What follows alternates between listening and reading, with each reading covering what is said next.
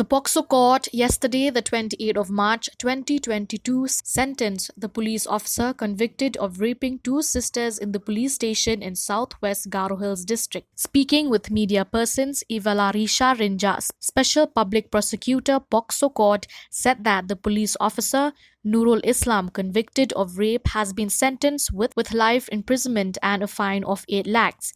It may be reminded that Islam was accused of raping two sisters, 14 years and 17 years of age, in Ampati police station on the 13th and 14th of March 2013. The order is passed on the sentencing of the convict today on Shri Nurul Islam.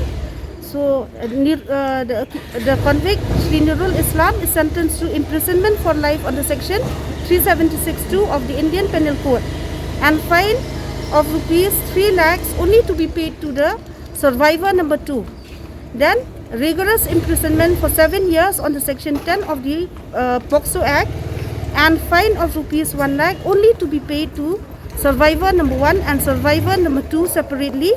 Then imprisonment for 1 year on the section 342 of the Indian Penal Code and fine of rupees 1,000 only to be paid to survivor number 1, survivor number 2 and survivor number 3 separately.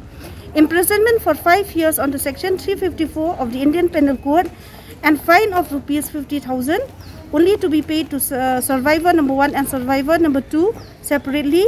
Then imprisonment for 10 years on the section 450 of the Indian Penal Code and fine of rupees 1 lakh only to be paid to survivor number 2. Then imprisonment for 2 years on the section 506 of the Indian Penal Code and fine of rupees 50,000 only to be paid to survivor number 2. And in default of payment of fine, the convict shall undergo another 3 months of imprisonment for each.